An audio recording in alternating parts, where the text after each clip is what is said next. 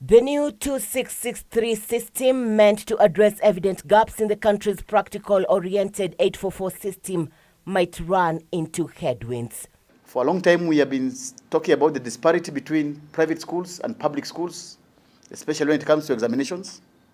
And already you can see that setting in. If the private schools are already well equipped with the new curriculum books, and the public schools do not have the new curriculum books, how do those two students compare at the end of the learning period?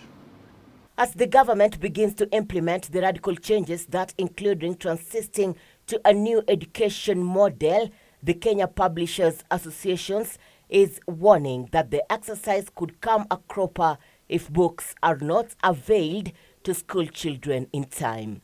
I want to agree with you that unless, I said failing to plan is planning to fail, unless a miracle happens right now, practically it is impossible to implement new competence-based curriculum in grade 4.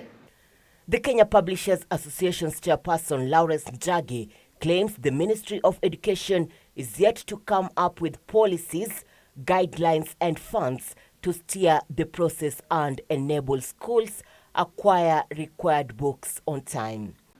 So it is true that the competency-based curriculum we have developed is probably one of the best in the world. But if wrongly implemented and poorly funded, then we may be probably worse than we are with the 844 system. Njagi wants the government to heavily invest in learning materials if the new system is to realize its objectives.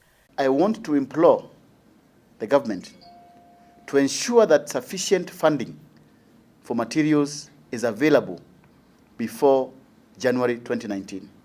Meanwhile, the Nairobi International Book Fair will kick off Monday with over 60 local and 20 international exhibitors taking part.